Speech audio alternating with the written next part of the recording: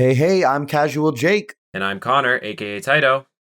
and welcome to the MTG Educators Network podcast. This is episode 3, and today, Connor, you have brought us a new series that we plan to host on the podcast more in the future, right?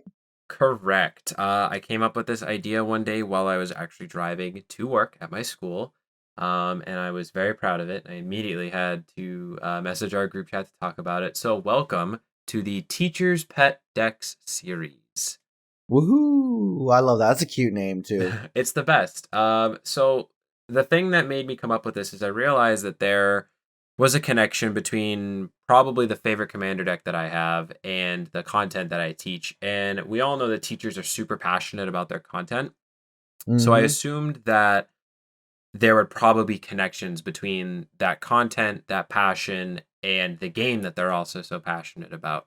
And so I'm hoping that out there are some of you teachers that will tell me that you also feel the same and you have a deck that's related to this. Some examples I thought of that might exist out there is, maybe an art teacher with a deck that has all their favorite arts from the history of Magic the Gathering, a Oh, math yeah. teacher with a big mana deck where they're actually having to do a ton of math, or a science teacher that has a deck that has either birthing pod or Vanifar, some form of evolve, or plus one count, something that shows that like science and evolution and everything like that. And For because of sure. that, I kind of came up with this idea of teachers pet decks. Yeah, no, I just gotta wait for there to be like a viable bard deck for my music, thing, and then we'll make that happen. So we'll have to see. But I love this idea of us, like these player decks sometimes telling us a lot about like ourselves or about the people that we're playing against them. So what have you brought us today, and what's kind of the stories that go with that? All right, so we did, tease this a little bit on last week's episode, but this deck that I brought today is Kethis the Hidden Hand. Um, Ooh, Yes, very it's a nice. good one. So Kethis came out in M20. He is Abzan, so he is white, black, green, and that is also his casting cost. So he does have a CMC of 3. He's a legendary creature, Elf Advisor, and his text reads: Legendary spells you cast cost 1 generic less to cast. And then he also has an ability that says exile 2 legendary cards from your graveyard. Until end of turn, each legendary card in your graveyard gains. You may play this card from your graveyard. And he is a Wow. 3/4. Yeah, what a powerful effect. Yes, it's very good. And the theme that this kind of drives with the deck is a legendary mid-range reanimator. And Very nice. yeah, and this kind of coincides with my background as an ELA and a history teacher because I see Kethis, if you've seen the art, and maybe we can get it up on screen here, he's writing on this magical scroll with like a pen or a quill, I should say. And I envision this as Kethis kind of telling the tales of all these legendary creatures and spells and lands and artifacts that are in this deck. For sure, we're gonna have to like crop Taito's face and like put it over Kethis, and make a proxy or something. No, that Fun, sounds great. Funny side note, and maybe if I'm feeling generous, I'll send this to our editor, Mr. Busted Sleeves. But I have a picture of a card that I mentioned last week on the podcast, Hydra Broodmaster, where each of the heads is replaced with a picture of my face. Ha! I love that. Don't let your memes be dreams. Make the So memes. I love it. maybe if I can find that, I'll send it on over to our friend there, and he can put it on the video. Well, that's perfect. And now that we know who Kethis is and what the deck theme is, can you help us get a feel for the deck? Yeah, and going along with our theme of this is the MTG Educators Network, going along with our theme of teachers' pet decks. This is the segment that I like to call the lesson plan. So this is where we're going to talk about the ins and outs, different strategies, possibly the makeup of the deck, basically what makes the deck kind of tick, and what we're going to be planning to do when we play a game with this deck. Yeah, of course. And I'm looking at the list here, and of course we got 100 cards for our commander deck, and 41 of them are legendary, right? Yeah, so I broke it down. There are 41 legendary cards. 26 of them are creatures. Unfortunately, that is not every creature in the deck because Hermit Druid is not legendary, which, Ha! oh, I wish. There's 5 Planeswalkers, there's 5 legendary lands, and again, Castle Lochthwain literally sounds like it should be a legendary land, but it is not, unfortunately, so that's a very big a letdown. There's 3 legendary Flavor artifacts. fail. Oh, seriously. Castle Vandris, Castle Lochthwain, Castle Garenberg. They weren't legendary probably because of Kethis when he was in Standard, because of the Kethis combo. But it does not make sense, and it Sure. stinks. Yeah. And then we have 3 legendary artifacts, 1 legendary sorcery, and 1 Kethis, and that adds up to 41. Wow. Yeah, that sounds good. Like you got a lot of targets to hit. Yes, for sure. We definitely want to make sure that most of the time when we're filling up our graveyard or drawing cards, even, we want to try to find some legendary cards. And there's 2 basic game plans that we use these cards for. We have a Reanimator game plan and we have a mid-range game plan. Okay, so about how many reanimator based cards are there in the deck? So I was using some metrics kind of to decide which cards do and don't go along with the reanimator strategy, and it came up with about 16 cards that help this strategy out of the like 60 or so that are in the deck besides lands. Sure, sure, sure. So do you have any like specific all-stars on this deck? Like anything that stands out? Yeah, for sure. So we talked about again this card last week, Primeval's Glorious Rebirth. It can be so swingy. You just bring your entire graveyard back Oh to the gosh, great battlefield. card. Yeah, Altar of Dementia, Hermit Druid, and Liliana's Death's Majesty all serve to fill our graveyard. Hmm. Hermit Druid can put like 30 cards in their graveyard at once. Altar of Dementia Right. can be really good to just consistently fuel, as is Liliana's Death's Majesty. She has a +1 that reads create a 2/2 black zombie creature token, put the top 2 cards of your library into the graveyard. So if we have both of those cards, we get 2 cards from Liliana and then 2 more from sacking the zombie to Altar of Dementia. Um, we also have Bantu and Kakusho, who are my like recursion. There you So go. Kakusho will recur a bunch of times. It's read that when Kakusho, the Evening Star, dies, each opponent loses 5 life. You gain life equal to the life lost this way. And just like our episode last week as well, we talked about evaluating cards differently for Commander. That's hitting each opponent. So that's everyone loses 5, I gain 15. Yeah, that's quite a big swing right there. Yes, and if you could do it twice in one turn, everyone loses 10 and I gain 30. So that's a big deal. And then God Eternal Bantu is one of those other ways that we can sacrifice cards but also gain card advantage. He sacrifices cards when he enters the battlefield, and I draw cards for creatures sacrificed that way. And finally, a little bit of a pet card for me, or pet cards, I guess you could say. Gisela the Broken Blade and Bruna the Fading Light. These cards came out when I wasn't playing Magic. There was a brief period between, oh gosh, I can't even remember what sets it was. I think it was like the second Zendikar set and Ixalan or Dominaria where I wasn't playing. And so these guys came out in the Shadows of Innistrad, Shadows over Innistrad, an Eldritch Moon kind of thing. And Right. meld as a mechanic is Ugh, so strange to me. it's And so weird. it's so weird, but the idea of taking 2 cards out of their sleeves and making one giant, 11 or 9/10 monster is so cool. So I had to include them Of in this course. deck. And they honestly, it will put in some work sometimes. Yeah, I mean, you meld them together. It makes a pretty powerful, monstrosity, if you will. Now, go on to your next point. You had mentioned mid range. So, do you have cards dealing with that plan? Yeah, so the mid-range plan is more for the idea of what happens when someone drops a Grafdigger's Cage, or what happens when someone Bajuka Bogs your entire graveyard. So the deck needs to be able to function on its own without having to reanimate things. Um, and I have these what I call mid-range enablers, and it's about 10 cards for this kind of backup plan. Um, there's some situations where someone's holding your graveyard hostage, or like I said, someone just has the hate card out, like Grafdigger's Cage, or Right. Leyline of the Void, or something like that. So Sure. you have to have this idea so you're not just completely dead in the water. Right. You don't want to put all your eggs in one basket. Right. So they say. So, do you have any specific all stars in this part of the deck?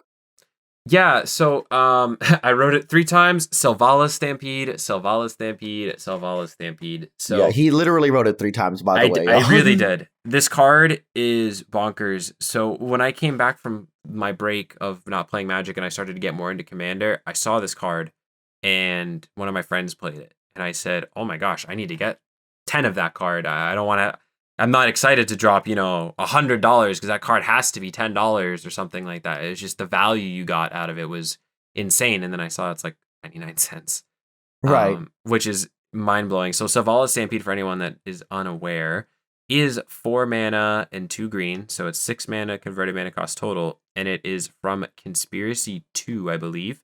and it is a sorcery, and it says Council's Dilemma, which is one of these voting cards. So starting with you, each player votes for wild or free.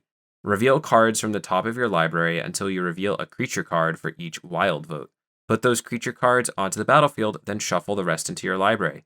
You may put a permanent card from your hand onto the battlefield for each free vote. So, Ooh. yeah, so if you swing this correctly, you get 4 permanents onto the battlefield for 6 mana. Yeah, for real. Actually, I now that you say that, I just got like these horrible flashbacks to playing against a deck that had that, and it was like, wait, this is a lose-lose decision, you know. And so that sounds like a really powerful card that's going to help you get some stuff that's not in the graveyard. Yeah, and the other thing is it does involve politics at least a little bit and a little bit of the mind games. So there's been tons of times where I have a stacked hand, an absolutely stacked hand, and I just say deck, and then everyone's like, "Oh, he's got nothing in his hand. Let's make him throw down his hand. Here we go. It's the Sure. one deck." Or vice versa. And I've been caught in that lie before. I've been caught in that bluff Yeah, tons of times. It happened to me on Friday, but it's but it's fun to go for it. It's a good option. yeah, absolutely. And when you do get to like, you pull the wool over their eyes, it's a really cool feeling and it's fun. You can all share a laugh about it for sure. Yeah, of Um course, and they know never to trust you again. Yep, absolutely Your not. play group says, "Yeah, screw Connor, man." He's the hidden hand, dude. Like he's not The the hidden I'm hand. gonna tell you everything that's in my hand. Oh, it's very flavorful. Again, Connor is basically Kethis. So walk us through, what does an average game look like with this deck? Sure. So similar to a lot of EDH games, the first few turns are normal. They're ramping. Maybe I'm gonna fill up the grave with some stuff, like if I get an early Entomb or Ooh, Buried Alive. So Entomb gets you, for 1 black mana, you get 1 creature in the grave. Buried Alive gets you 3 for 3 mana. Both of those pretty solid cards because you really get to choose. But at the same time, you're kind of showing your hand. So I did, ironically enough, I played a 1v1 commander game with Kethis on Friday while we were waiting for our other friends to get ready to play. And my opening hand was like 2 or 3 lands, reanimate, buried alive. Oh no, it didn't even have the buried alive. It was like 4 or 5 lands, reanimate, Elishnorn. So I'm sitting perfect. there and I go, I could just not do anything on turn 1, discard Elishnorn to hand size, and then turn 2, slam down a black mana source, reanimate Elishnorn, and probably just win the game And there. then there you go. And I was like, that would be absolutely ridiculous. So aside from that, most of the time you're going to be spending the early turns, ramping up, getting ready, just like in most other EDH games. Sure. After that, you have to decide what strategy is going to be the one that you're going to be focusing on this game. So very often I can tell whether or not I need to be focusing on a reanimation strategy or a mid-range strategy. Some key things that kind of tell me if there's a Marin deck at the table, right? Or another reanimator deck, more often than not, they're going to be reanimating a lot faster than I can because I'm not an entirely reanimator deck. Sure.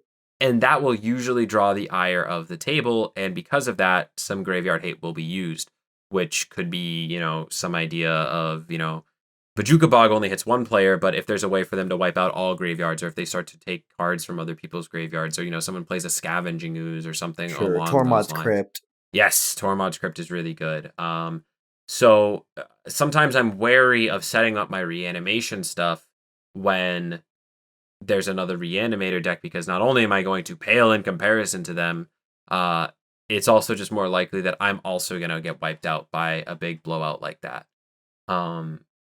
Mid-range is that's when we need the mid-range part of this deck, is when I find those situations. If I don't think that there's going to be a lot of interaction, and I do think that I can kind of just do my own thing for a little bit and fly under the radar, that's when I'm going to be setting up for my reanimator stuff.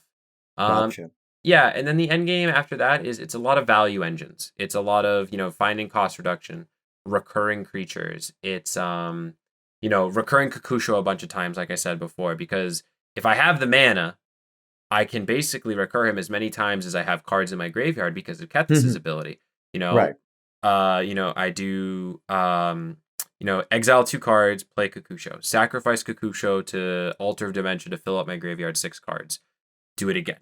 Do it again. And at that point, they don't have that much life total left. I can also um, just consistently recur anything, even low cost. Something like Right. a trying to think of some of the low cost legendaries I have in this deck, like a Reki, Champion of Kamigawa, who's a Hmm. 3-drop, and whenever you play a legendary spell, or a legendary creature, you draw a card. So if I can just recur that with a Great Henge and a Guardian Project out, I just start drawing my deck and I'm fueling all of Right. these other strategies. Or maybe I'm just gonna slam down Avacyn and play Wrath of God. Who knows? Nah. So evil. So evil. But yeah, no, that definitely works. I mean, that sounds like that's a scoopable moment right there. Yeah. Well, wonderful. Well, I think that as educators, the best tool that we use after a lesson is reflection. Yeah, this is the MTG Educators Network. So, we were going to bring in the teacher stuff. So, to see if there is anything that you can improve on, is there anything that you can think of about this deck? Is there any reflections that you have on this deck, areas that you could improve? Yeah, so I think that another outright finisher, or maybe two, is important for the deck. One of the hardest parts that I find sometimes when I'm building decks like this, like I finished building Tazri Beacon of Unity not that long ago, is balancing the mechanic that the commander is trying to get you to play with the cards that you need for your strategy to work. So Guardian Project, Smothering Tide, these are not cards that are legendary. I wish they were, but Right. they're not. They're really, really good cards. They're really good staples in my colors. So I need to play those cards. Finishers, there are not that many legendary, like slam it down, win the game finishers. I have one of the only ones I have is God Eternal Ronus, which is Right. 5 mana, double everything's power, and give it haste. I think I can never remember if it's Yeah. haste or trample. Um, Craterhoof, Finale of Devastation, Pathbreaker Ibex, Right. Triumph of the Hordes. None of these cards are legendary. So that's one slot that could be a legendary card. So that's kind of trying to find that balance. And that can be definitely one of my weaknesses as a deck builder, is to try to find that sort of balance. I don't know, maybe you have some ideas of other kinds of finishers in these colors as well. I think it sounds like you know the finishers to add on. It's just you're committed to the legendary theme, so there's kind of this mental block of like, well, I don't want to take out too many legendaries, and there is something to be said for that because Hmm. Kethis does run on legendaries. I can't really come up with any ideas, but hey, if anyone in the comment section has any ideas, make sure to let him know. When Connor plays me and slams it down in front of me, I'll curse you. But I'm sure he'll be very happy about that. So no, it sounds like a very fun deck, very flavorful, very synergistic. And I like that you built a deck that not only has a game plan, but it has a very strong backup plan with lots of support. Yeah, my background as a player is almost entirely as a mid-range player. I don't really play other archetypes. I've dabbled in combo before. I don't really play much control. So when I was looking for a deck that I really wanted to build, it was actually around the time that M20 was coming out. I was like, I really like. I'm missing a mid-rangey deck. For the longest time, I had a green-white Selvala deck. So that's a Selvala Explorer Returned. Um, and Oh I yeah, loved that yeah, deck. It great, was great really deck. cool. Yeah, it was really fun. I pulled a foil one from a pack randomly, and I was like, "Oh, this is sweet. I'll Ooh, definitely build that." I think I still have her somewhere. Why isn't she in this deck? yeah, I was I gonna don't say even that's know. actually that slots right in. So I loved that deck, but it just eventually it was kind of losing its luster. It kind of became more of a combo-y deck with like Paradox Engine and Mana Dorks, because you just Sure. continuously untap and make a bunch of Right. mana. We don't have to worry about Paradox Engine anymore. No, unfortunately not. So I was like, man, I really just want like some kind of, a mid-rangey deck, and like Abzan is probably my favorite 3-color combination. It's Abzan and Bant for sure. There you go. I like Naya that right behind green. those. Oh, I'm a huge green guy. I love my green decks. So and then they announced Kethis with M20 when they did that whole like the 5 commanders they did, where they did like Right. New Kalia, Kethis, 3-color Omnath, Yarok, and Can't think of the other one. oh, I can't either. Oh, that's a big pain. But I know what you mean. Yeah, Yeah, and I was super that's excited. cycle. So I immediately Kaikar. Yeah, Kaikar. I even built a Kaikar deck. I was just So gonna say yeah. I built Kethis and Kaikar at the same time. Ha. So I immediately got online to one of the one of the card sellers, and I bought a foil Kethis. It's still the foil Kethis that I own right now. Sweet. It's just a super fun deck, and it's evolved over time. And I was already in the process of building it when I saw it on game nights, and I got a lot of really cool tips from Jimmy Wong talking about it. So it was really awesome to see the deck in action there before I built it, and then eventually did get to play it. Right. Well, it sounds like a super sweet deck. And, Connor, thank you for coming up with this segment, this episode idea. I think it's really cool. Like you said, just listening to you and kind of asking these questions, I could tell how passionate you are about this deck, which, may seem silly to some people, but I don't think it is. I think, this is a reflection of your own personality, the things that you value. And the fact that you can share that in a game that you really enjoy, I think is something, it's almost beautiful. And so hopefully we'll be having some more of these coming on. Maybe we'll do me next, one of my pet decks, and some other people from the network. Yeah, definitely. So if any of you are out there listening, first of all, if any of you are out there listening and you play Magic the Gathering and you're an educator or work in the education field in any way, you need to get in contact with us. You definitely need to follow us on Twitter. Follow the network on Twitter. So the Twitter for the MTG Educators Network is at MTG Ed Network. We're also on YouTube, where if you're watching this on there, hello. If you're not, go find us and Hello. subscribe. That's going to be MTG Educators Network. Look for the purple hat. And then, Jake, where can they find you on your social medias? Yeah, so if you want to get in contact with me, you can find me at Jake Casual, all one word, on Twitter. Everywhere else on the internet, just look up casual_Jake_. I don't know why Twitter and everything else is different, but that's the way it worked out. So maybe one day we can fix that. But yes, I do stream on Twitch. Generally going to be streaming MTG Arena, drafting, playing Historic, playing Standard, doing all that sorts of stuff. I am sponsored part of the content creator program for Wizards, so I get to do early access. It's a lot of fun. Lots of cool stuff going on there. And you can check out my Instagram where I post pretty regularly, and as well as my YouTube where you can find some deck techs from a multitude of formats. Probably my favorite, of course, being EDH. And Taito, where can we find you on the interwebs? So I am lucky enough to have my handle be the same across formats. So my Twitter and my Twitch are both Taito Parliament, TYTO PARLIAMENT. On my Twitter, I'll tweet about magic, about U.S. politics, games in general, sometimes the Patriots, although right now I'm not exactly a great fan. If you've been following football, you'll know why, and I'll date this podcast. I have no idea. Honestly, I'm like, woo! And then I also am looking to get back into streaming on Twitch, with my niche kind of being in looter-based games. So I've been playing a lot of Genshin Impact, Destiny 2, the expansion's coming out in the coming weeks. Actually, if this comes out on the correct timetable, let's take a minute to think about this. This will be coming out the week before the launch of the Destiny expansion and the week before the launch of another game that I'm really excited for, which is Godfall, which is a looter hack and slasher based game from Gearbox and Epic Games. So keep an eye out for me playing all those games on my Twitch. I definitely want to start streaming some more. Definitely being involved in this and getting my creative juices flowing has really inspired me to try to get back on that grind.